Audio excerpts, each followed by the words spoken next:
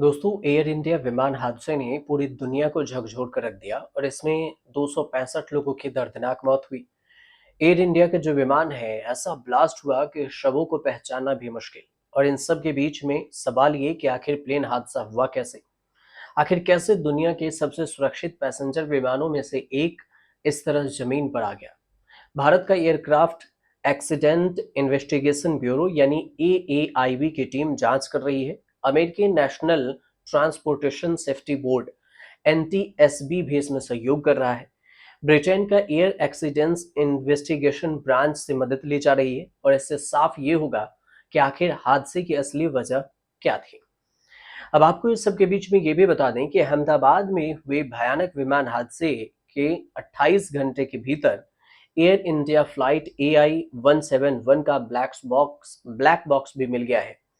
इसमें जो विमानन मंत्रालय MOCA, विमान दुर्घटना जांच ब्यूरो AAIV ने इसकी जानकारी दी और ब्लैक बॉक्स को दुर्घटना स्थल की एक इमारत की छत से, हॉस्टल वाले छत से ही बरामद किया गया, जहां हादसे के समय विमान टकराया था।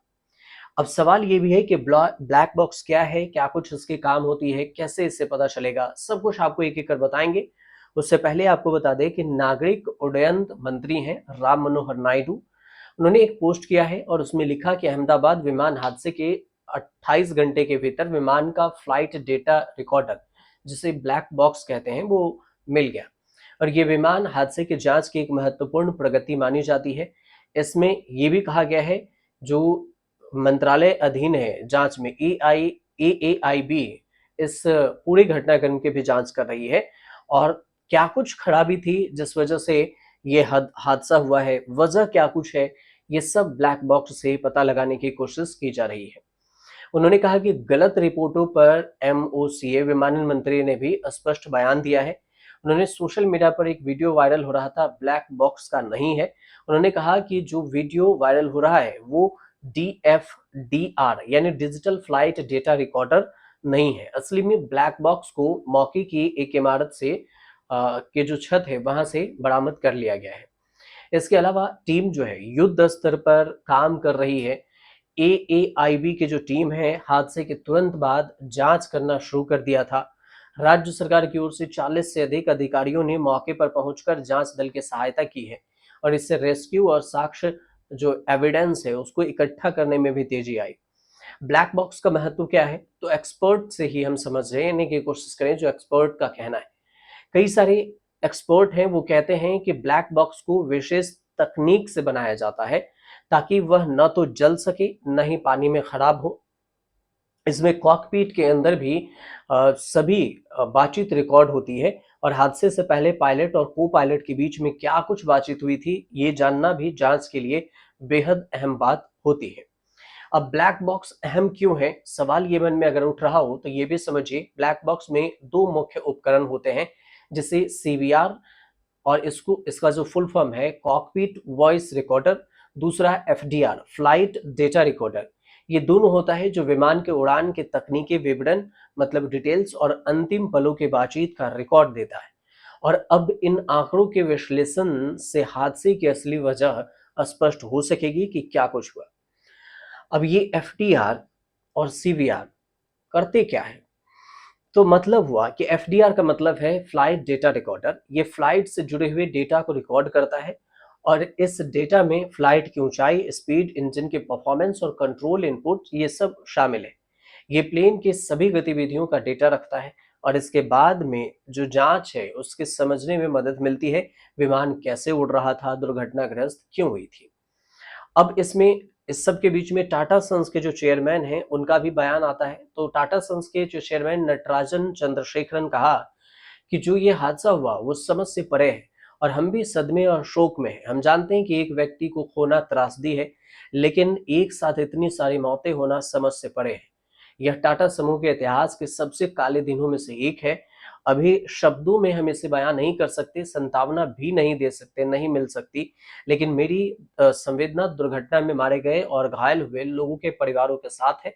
उन्होंने ये भी कहा है कि हम उनके लिए यहाँ हैं और आप जानते हैं कि पिछले 24 घंटों में भारत, UK, US से जांच के दल को दुर्घटना की जांच के लिए अहमदाबाद बुलाया गया है, पहुंच चुके हैं।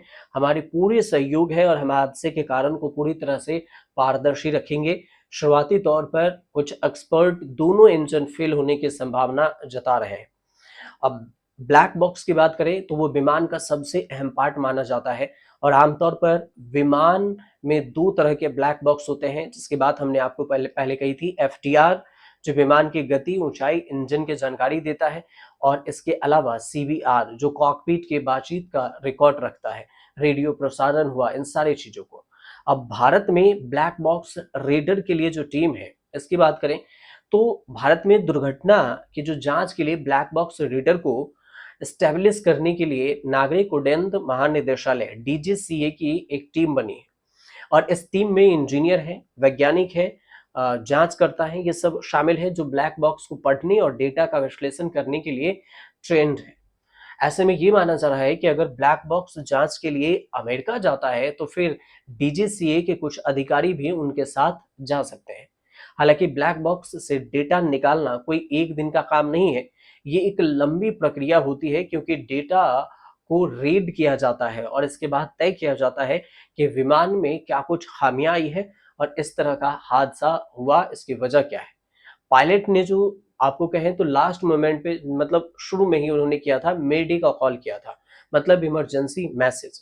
एयर इंडिया की जो फ्लाइट है EI-171 जो अहमदाबाद से लंदन के लिए उड़ान भरी थी, 12 जून 2025 को टेक ऑफ के कुछ ही क्षणों बाद दुर्घटनाग्रस्त हो जाती है, क्रैश हो जाता है। इस हादसे में 242 में से 241 लोगों की मौत हो जाती है, जिसमें 230 यात्री, 12 क्रू मेंबर शामिल है। विमान ने टेक ऑफ के लगभग 30 सेकंड बाद ही 650 फीट की ऊंचाई पर एक मेडे कॉल किया था, जो कि आपातकालीन स्थिति का संकेत था। और इसके बाद विमान का रडार संपर्क टूट गया और वह अहमदाबाद के मेघानी नहर स्थित बीजे मेडिकल कॉलेज और सिविल अस्पताल के जो हॉस्टल है उस पर क्रैश हो गया। इस घटना में मेडिकल कॉलेज के 4 छात्रों और कुछ अन्य लोगों की भी मौत हुई है। अब इसमें ट्रांसपेरेंसी, जांच में ट्रांसपेरेंसी बनाए रखने की बात हो रही है।